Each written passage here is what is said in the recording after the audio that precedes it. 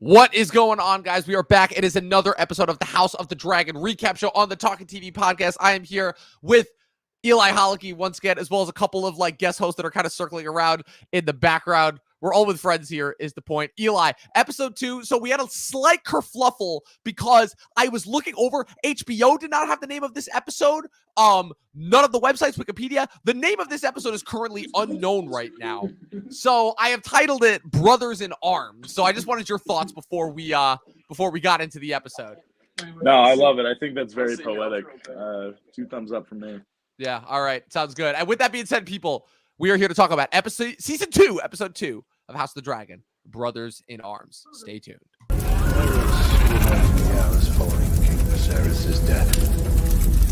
My brother was a slave to his omens and portents.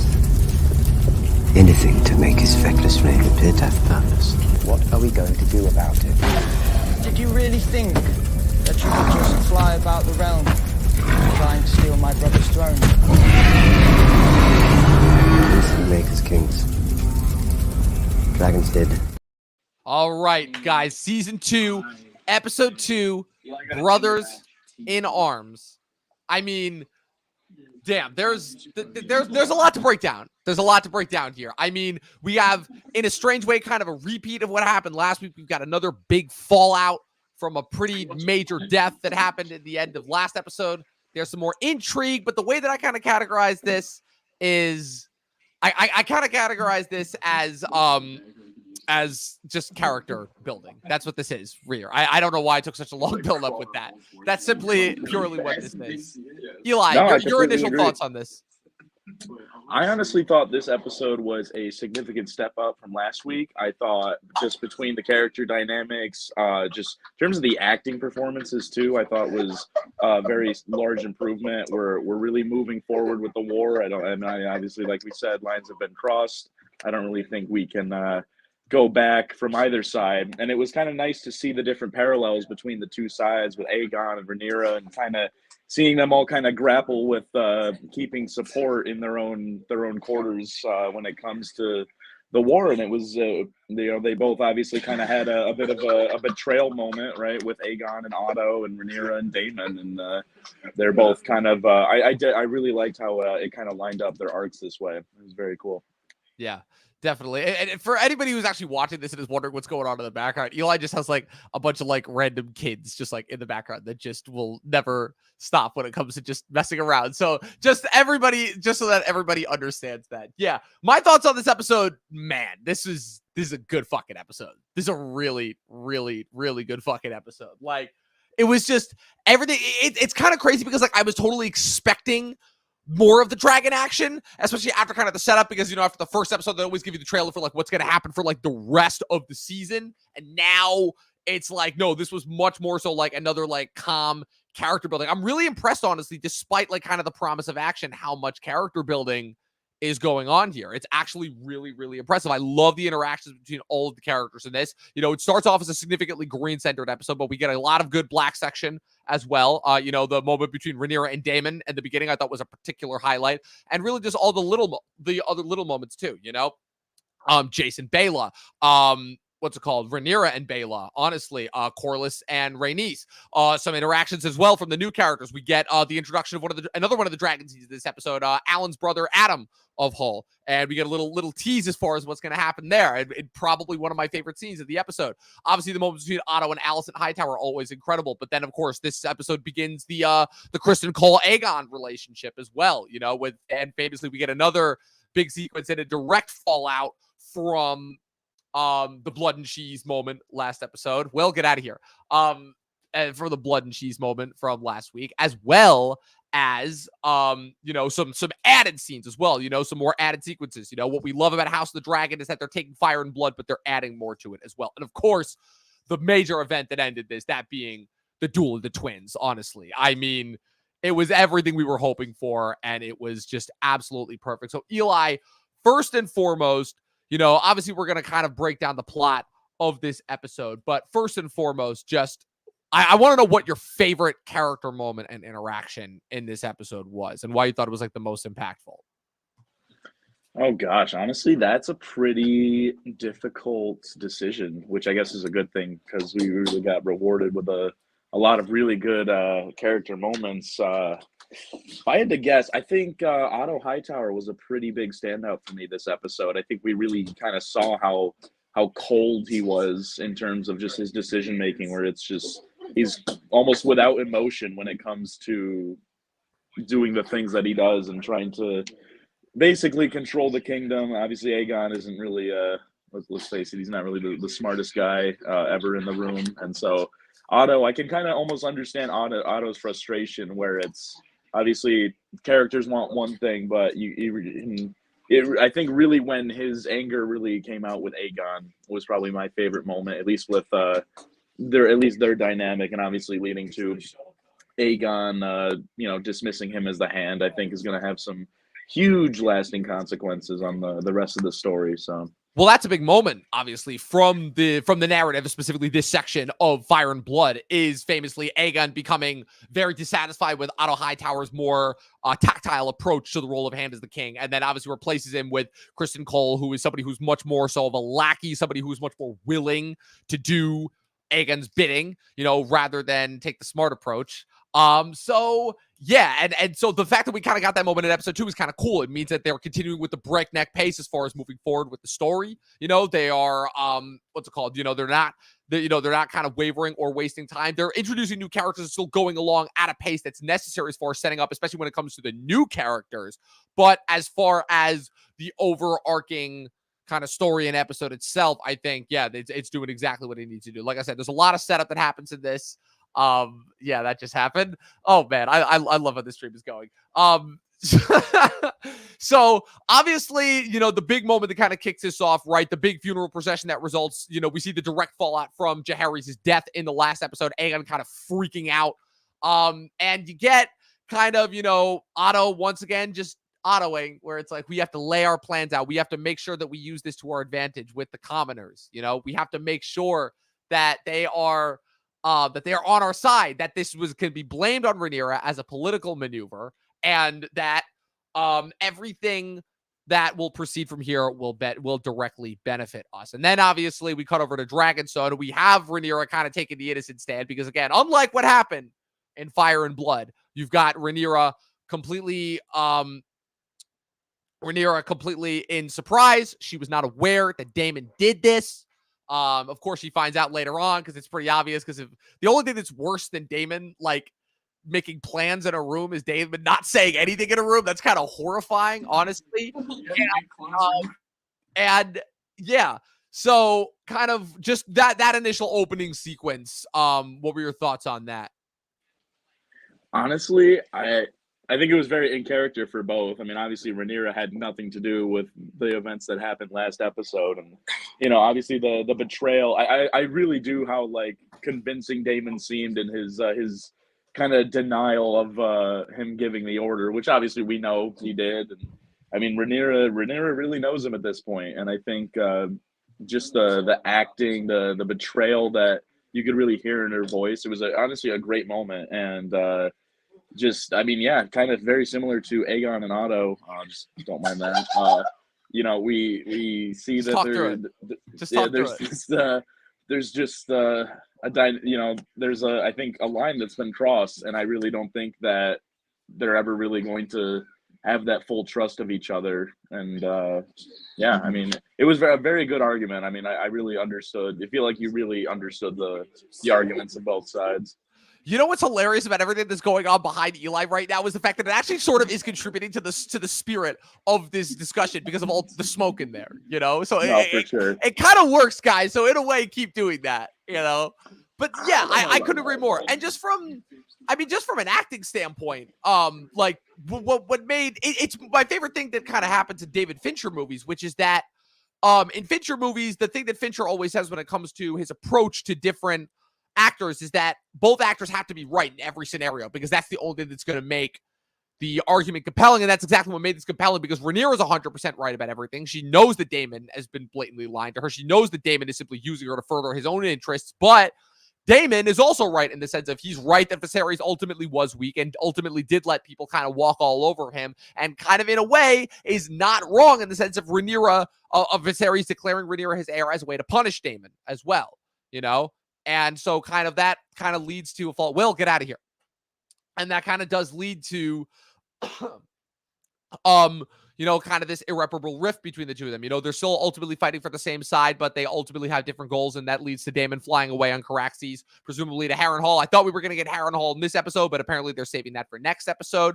And that kind of leads to what I call just a series of discussions afterwards, where ultimately it's, they manage to catch blood, and Aegon tortures him, and ultimately gets the information that he needs.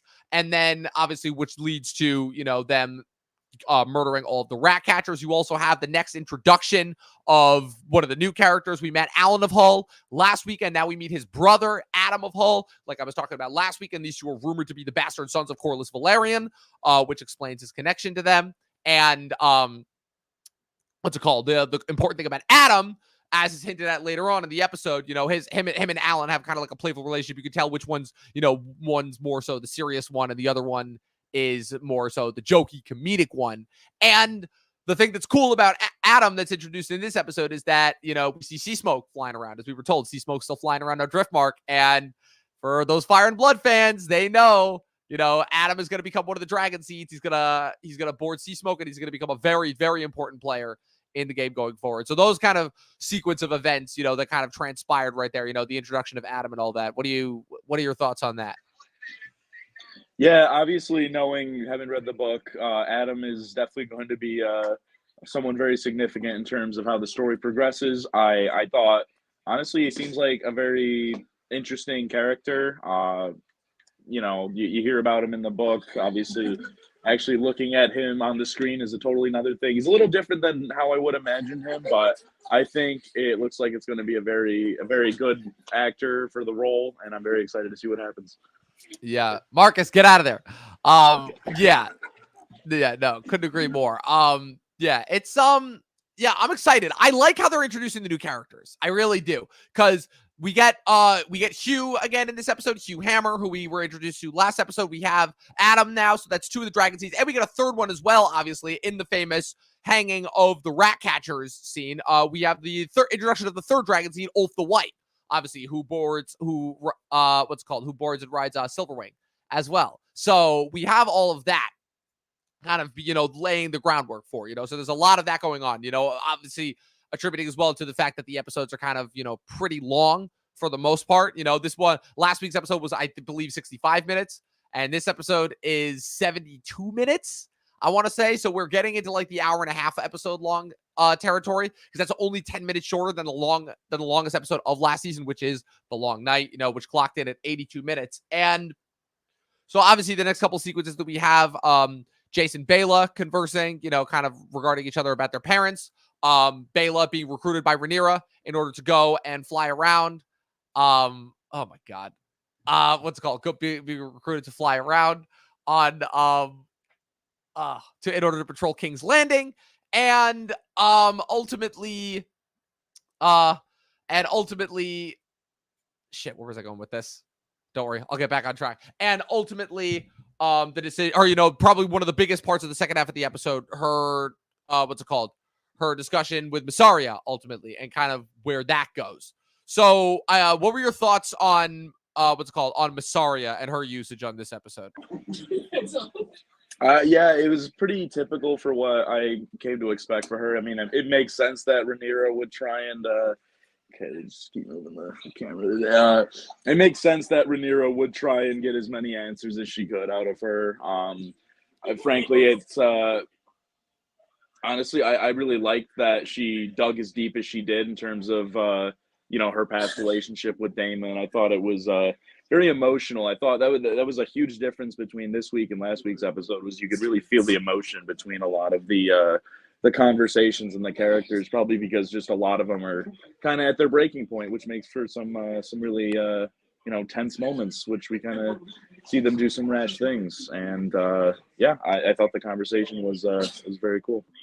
Well, it's so interesting because of Mysaria's kind of, weird arc. She went from being Daemon's concubine to sort of like a master of whisperers figure. I think that, it's funny. I compared her last week, as far as like, between her and Lara Strong, right? Those two have kind of taken the parts of the Littlefinger and Varys of this section of the universe. And now it's kind of clear who takes whose part. I would say Lara Strong is much more so the Littlefinger with elements of Varys, but Mysaria definitely has more of Varys in her ultimately, while also having elements of Melisandre as well, kind of that overarching role. So kind of, it's interesting seeing her connection with Rhaenyra now, as somebody who, she explained her case to Daemon last week. Now she's explaining it to Rhaenyra.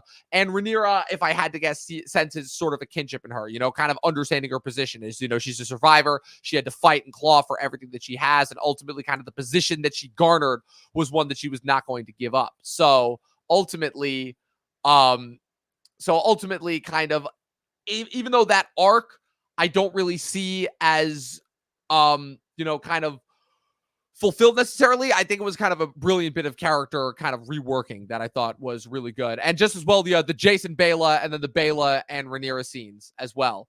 What were your thoughts on those? Yeah, I thought same thing. Okay, I will. Well, get out of there. He's okay.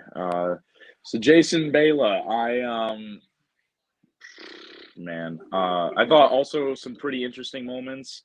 I wasn't as invested in kind of their portion of the story, but it's very interesting to kind of see what, the effects of last episode has been having on them. And yeah, I'd say it's, sorry, I'm a little distracted at the moment. If you couldn't tell. And there's things flying all over the room. Yeah, definitely. Don't worry. Yeah, we got you from there. Yeah. So as far as kind of the rest of the episode goes, ultimately, I would say that, what's it called?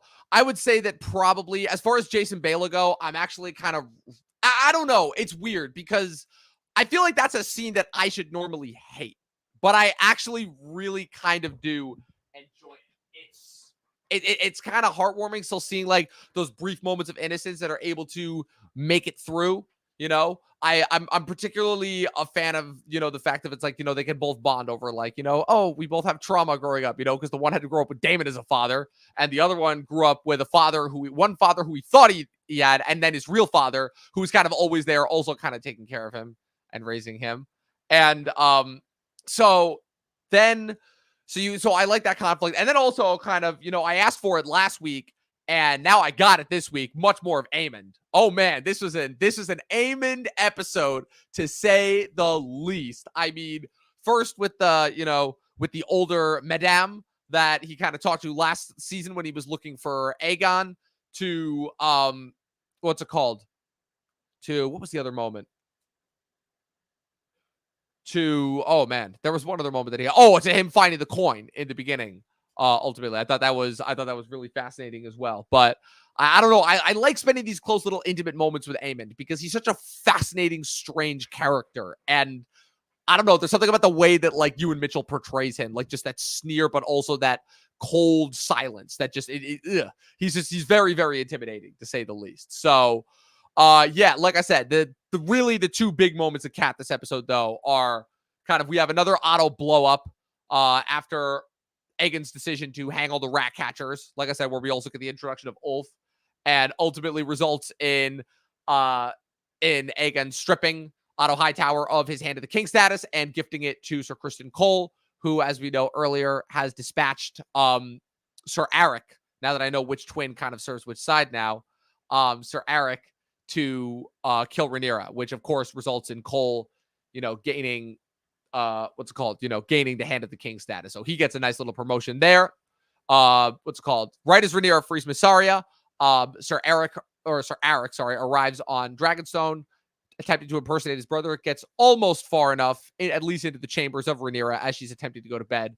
But unfortunately, the other twin catches them in time, and we get the infamous duel of the twins, which was just, oh man, this is as awesome as it gets when it comes to Game of Thrones one-on-one sword fights. I realized that like there aren't actually that many sword fights in the original Game of Thrones fight. There's Ned versus, and I realized that most of them involve Jaime.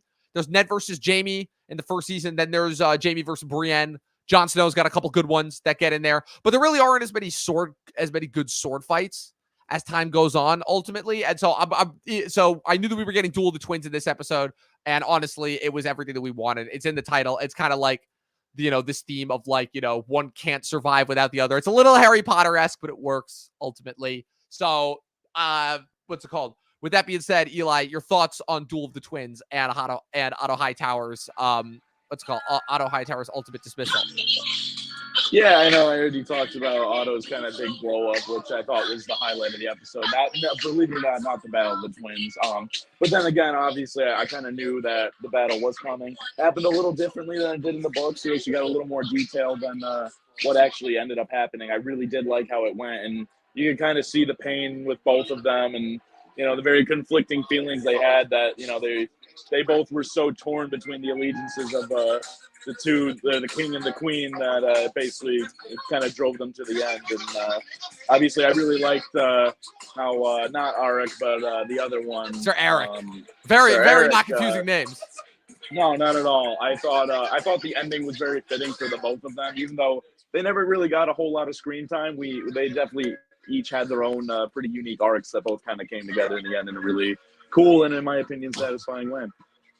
Yeah, I agree. It couldn't gone better, honestly, if you ask me. It's kind of insane, especially given that those are two characters that really didn't come in until the last bit, and it kind of worked out, honestly. I was actually really, really impressed with how that went. And so, kind of, unfortunately, we did have to say goodbye to those two, even though we didn't get to spend that much time with them. But honestly, it worked out pretty well, honestly. I very, very much enjoyed my time with those two, kind of their own individual respective arcs across really that one episode, and then this one.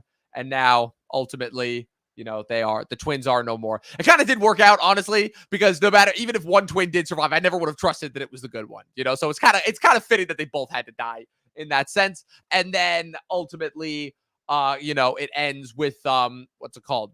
It ends with the infamous the last sex scene between Sir Kristen and Alicent.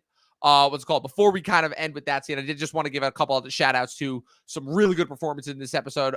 Obviously, for me, Tom Glenn Carney continues to impress as Aegon, but also I wanted to give a shout out to Fia Sabin as Helena. I really, really think that she's solid and very underrated in her part, especially since Helena is somebody who has so little to do. Obviously, Rhys Ifans continues to fucking amaze as Otto Hightower. Fabian Frankel is just absolutely disgusting as Kristen Cole, but in such a interesting and slimy way. And Olivia Cook never gets the respect or attention that she deserves for her performance as Alicent. That's great. Ewan Mitchell continues to terrify. I'm literally just listing off people. I'm also really, really interested to see how Clinton Liberty does going forward as Adam of Hull. Eli, any performances you want to shout out before we discuss that final scene between Kristen and Alicent? Yeah, I mean, actually, kind of leading into it, I'd say Kristen is probably my other shining star of the episode. He very much is just kind of a character you love to hate. I know he's not in the exact same role, but he does kind of give me Littlefinger vibes in terms of how slimy he is as a character, and he really is a piece of shit at times. And apologies for what's going on in the background, but yeah, I've always liked Kristen Cole as a character, not obviously not as a person, but I think he serves his role very well, and the actor does a great job portraying him. Yeah, exactly. And that's kind of like a perfect lead into the last bit of the episode, which obviously is Sir Kristen and Alicent, kind of chopping it up together. It's definitely not as more of like a docile scene, especially since Alicent was pretty much like made it clear it's like, oh, we can't do this anymore. But it's clear these two are like just attracted to each other. Obviously, there's like a different layer of meaning as well for the two of them, considering that considering that Sir Kristen is, very action oriented as far as, his attempt to assistance at Aegon, which of course is an extension of Alicent's greater overall, So basically as an extension of Alicent's overall, kind of attempt to protect her son. And this is kind of like, Sir Kristen kind of is taking the spot of Viserys ultimately, because Viserys ultimately did not spend as much time in his life with Alicent's children as he probably should have.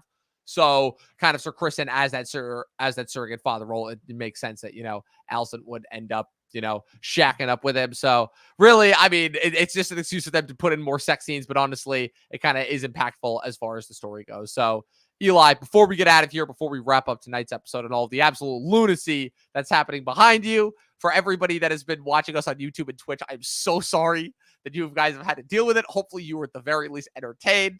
I think the view count kind of speaks for itself. But Eli, anything else you want to mention before we wrap up and get out of here? I just want to mention that I think he's trying to move my chair or the table, and it's been a huge inconvenience. I'm honestly surprised I've stayed as focused as I have. But no, honestly, I think this episode was fantastic. Really, I think is one of the best ones of the show so far. As long as they keep up this at the pace and the kind of the moments we're getting with each episode, I think this season can top the last one. Couldn't agree more, ultimately. So, Eli, before we get out of here, would you plug yourself? And if possible, have all the idiots behind you plug themselves as well. Yeah, so if you want to find me, you can find me on Instagram at E_Holicky, like it's spelled on the screen, 45. That is E_Holicky 45. Do any of you gentlemen want to drop your socials at all? You got a couple people here. This is Will. At Will Homan on Instagram. Yep. That's they're all right, that's a no all on talking. Loudon. That's a no All on right, Milo. they're all Eli, talking quite a bit. thank you for having me.